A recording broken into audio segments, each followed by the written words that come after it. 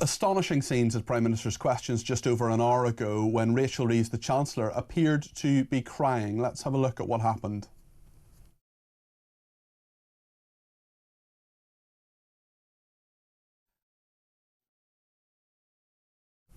So that is Rachel Reeves behind Keir Starmer. We're told there was a personal reason for that. That is what her office and indeed what Downing Street are saying. Clearly very upset, and of course speculation that Rachel Reeves was upset about what happened last night in regard to the welfare bill. We can only report what we've heard, of course, from her office and indeed from Downing Street. I think she is in a difficult position as Chancellor no matter what is happening.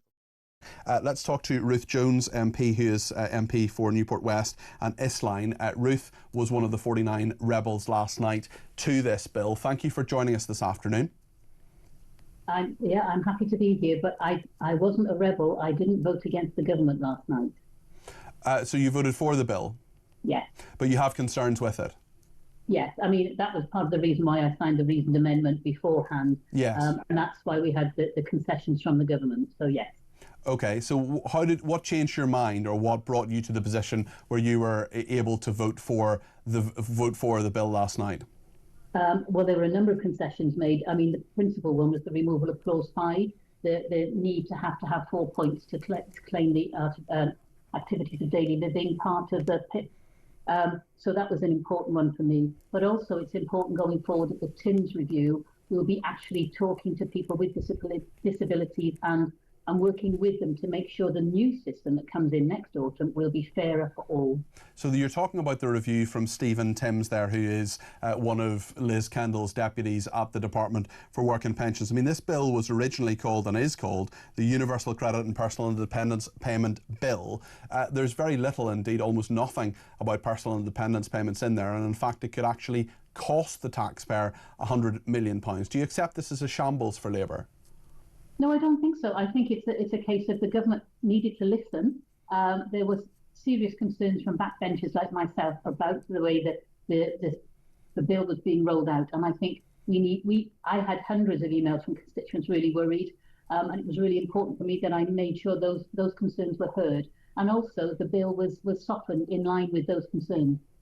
But it's rare, is it not, almost unheard of, Ruth, to be in a position where the government says, originally, here is a piece of legislation that will save us £5 billion, and in the end, it costs the taxpayer £100 million. That is not what the government needs to do with the welfare bill. But I think we're looking at this from the wrong end of the telescope, if you like. It shouldn't be Treasury driven, it should be welfare driven, and that's the key point to make on this. But Ruth, whether it's Treasury or welfare driven, no matter which department is driving it, the taxpayer doesn't care. The taxpayer says, here is Keir Starmer, he's attempting to save some money on a huge welfare bill, he's actually cost himself money. That's shambolic, is it not? No, because if we get the welfare bill right... But it's not right, it's costing more as a result of what you voted for. If I can just finish, what I was saying was the welfare bill, if we get it right, then it will make sure that we have people back into work who will be paying taxes, will be off welfare permanently. But we need to make sure we get that transition right, because at the end of the day, it's about long-term savings, not short-term.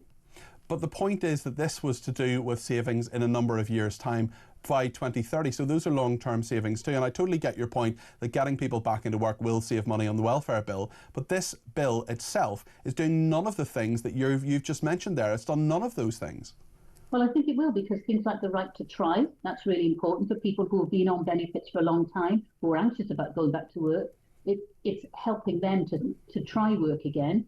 The uplift in line with inflation of the benefits payment is really important. No more assessments for people with permanent long-term disability. That takes an awful lot of worry away from them. Also takes them out of the system, which makes more room for people to get other assessments. The assessment process itself is critical. We need to get that right first time for everybody, and that's really, really important. But things like increased funding to help people get back into work. So Access to Work is a scheme where people can have adaptations made at work. We know at the moment there are far too long waiting lists, and the money's not coming forward. this bill will specifically address those issues.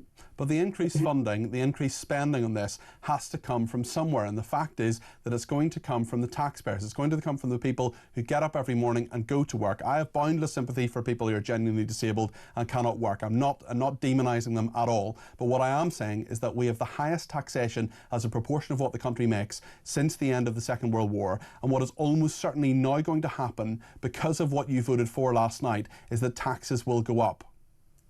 I think we need to look at the long term here, and we also need to look at the autumn budget, because obviously Rachel Reeves has a job to do here, and as Chancellor, it's right that we let her get on with the job and we see what she comes back with. How can she not put taxes up, Ruth? I mean, again, it's a Treasury question. You need to ask her. I'm only a backbencher, so you need to ask her. But the fact is that you know, by voting for that legislation last night, that you put more financial pressure on the government. Labour said, and you stood on a manifesto, you may be a backbencher, but you stood on a manifesto where you said you weren't going to raise taxes on working people. You've made it more likely, far more likely, that taxes on working people will go up as a result of this bill. Again, as I say, that the welfare bill was all about welfare, and that's what I'm concerned with. I'm representing my constituents and making sure and I they get that, Ruth, but paid. you know that it's going to put further financial pressure on the Treasury, which doesn't have enough money. We're borrowing to pay the welfare bill already. I mean, we're talking about savings here, and there will be savings. But there aren't made. savings if it's going to cost another £100 million. There will be savings made in the long term by getting people back into work.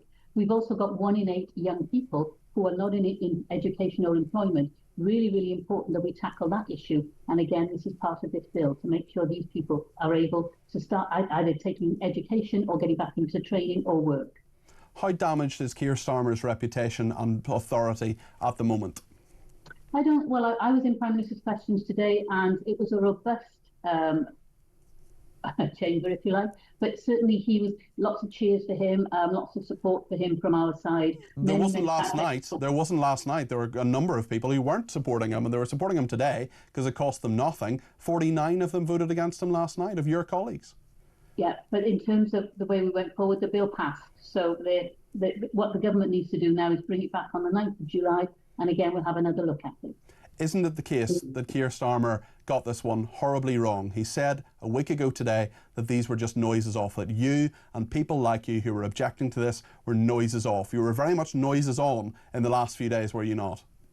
I think it's important that we got our message across clearly to Keir Starmer and all those at number 10 and number 11, that, you know what, there are certain issues that Labour MPs have Labour values, and we really do take this seriously. The communication channels are now open, and it's our job to make sure they stay open. But you're the ones, the backbenchers are the ones who are the true opposition, are you not?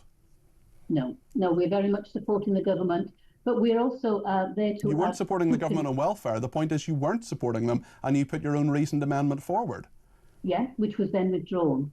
But I did support the government last night, and I certainly supported the concessions and the changes they made. And I think as a result of it, the bill is better for people on welfare who need help and support. Is Rachel Reeves' position tenable today?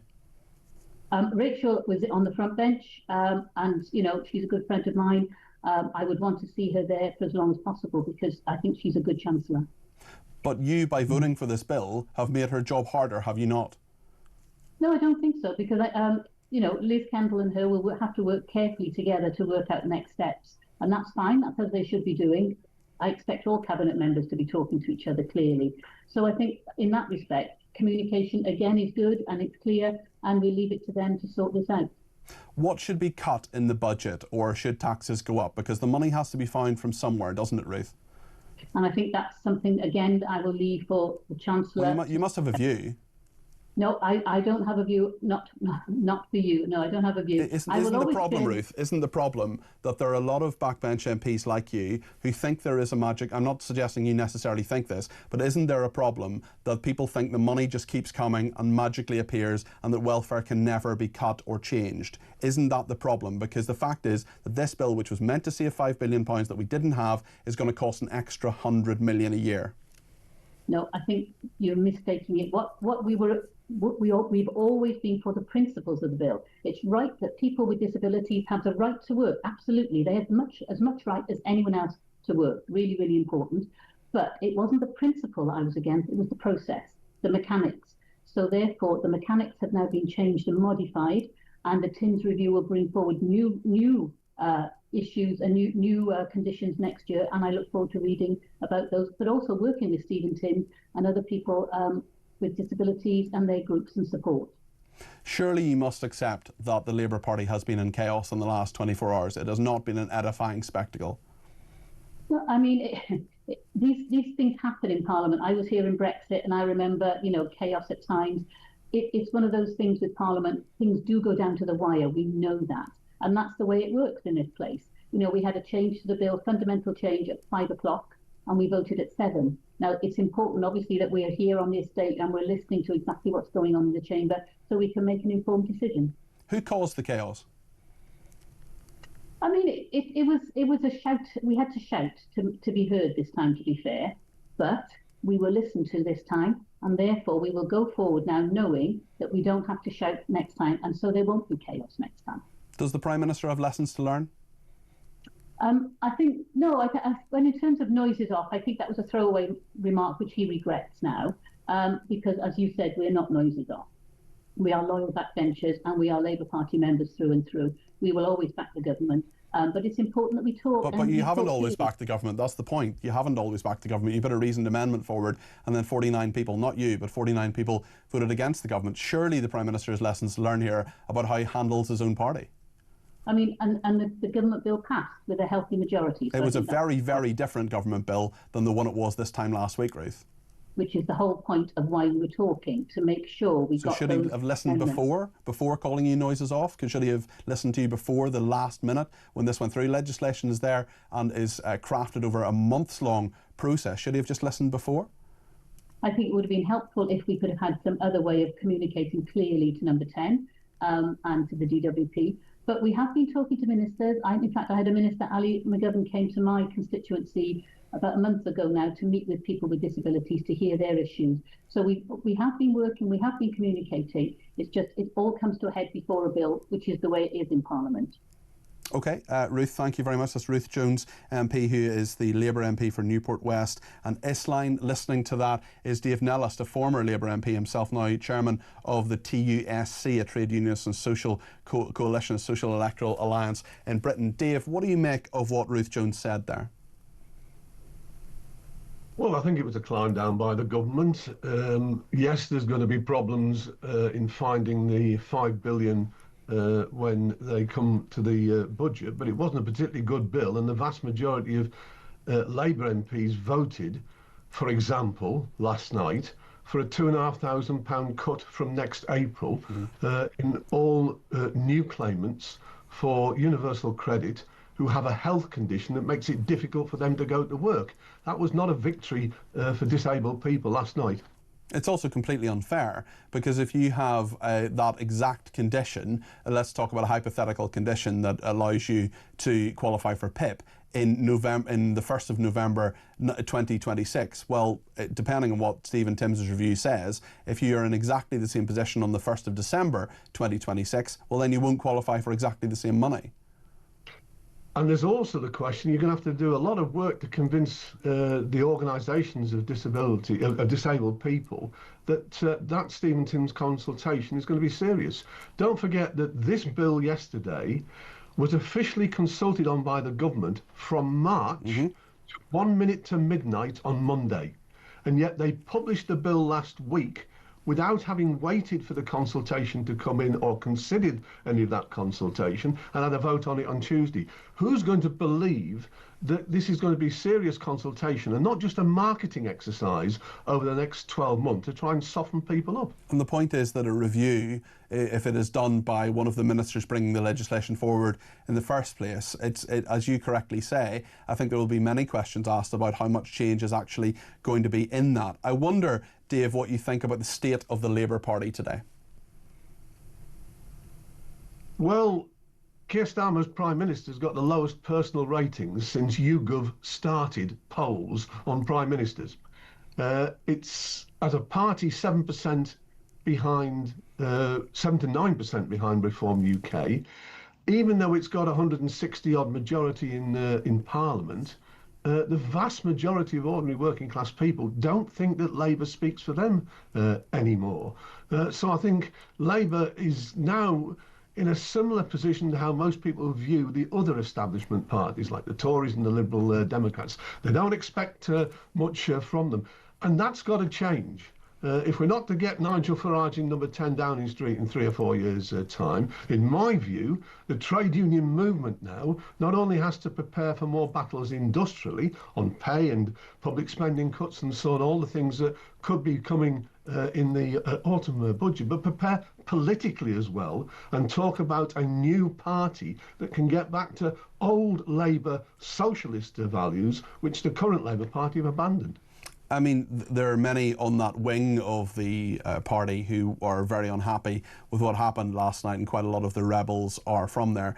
Tell us your thoughts on Rachel Reeves and her position at the moment, because surely she is going to have to put up taxes in the autumn. Well, it depends on who. We're a rich country. We're the sixth richest country in the world. We also have the highest taxation as a proportion of what the country makes, GDP, since the Second World War. Do you really think that people are going to welcome tax rises? It depends on who you're going to tax. For example, nobody's talking this morning about the need to raise 30 to 50 billion pounds a year in taxation and other sources to honour Keir Starmer's promise in The Hague that within the next 10 years, defence spending in this country would rise from 2.3% to 5%. Now, as I say, we're a rich country. The Sunday Times, in the last 15 years, most people have been worse off because of austerity in wages and the cost of living and so on, except one section of society. The Sunday Times Rich List in 2008 said the top 1,000 individuals and families in Britain were worth 250 million. This year, they said the top 350 families and individuals in Britain are worth 750 billion. In other words, the tiny rich section at the top of society are 500 billion better off in 15 years. Why are we arguing about 5 billion extra on welfare? Well, there's a millionaire leaving the country every 45 minutes. So there is a real problem that if you want to tax those people, fair enough. But if you keep taxing them and you remove things like a non-dom status, well, I mean, listen, I think people should be taxed fairly. But at the same time, if you disincentivize those people, they're going to move their wealth elsewhere. They're some of the most mobile people around. But I think that's perhaps a different argument. I suppose my point is Rachel Reeves is going to be in a difficult position because Labour MPs stood on a manifesto saying they're not going to put up taxes on working people. Do you think they can avoid that? They can put taxes up on the rich. They can start to reorganise. The rich work too.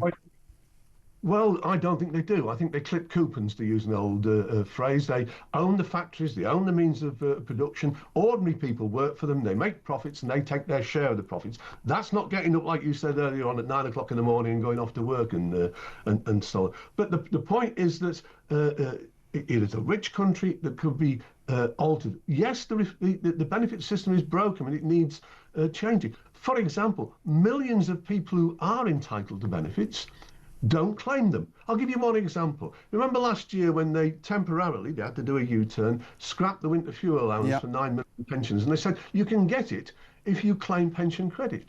Pension credit is a 24-page form with 243 questions on it. That's why at least 1 million pensioners don't claim pension credit. If we made more benefits universal, and if there is a multi-millionaire who doesn't need the winter fuel allowance, take it off him or her through the tax system. If we made more benefits universal, more people would get their entitlement. Well, if we make more benefits universal, it's going to cost even more money. But listen, we can talk about that some other time. Dave, thank you. Appreciate your contribution today. Dave Nellist there, who's a former Labour MP, now chairman of the TUSC, which is a trade union and social coalition, the Socialist Electoral Alliance in Britain. What do you make of what Ruth Jones said there? What do you think about Rachel Reeves?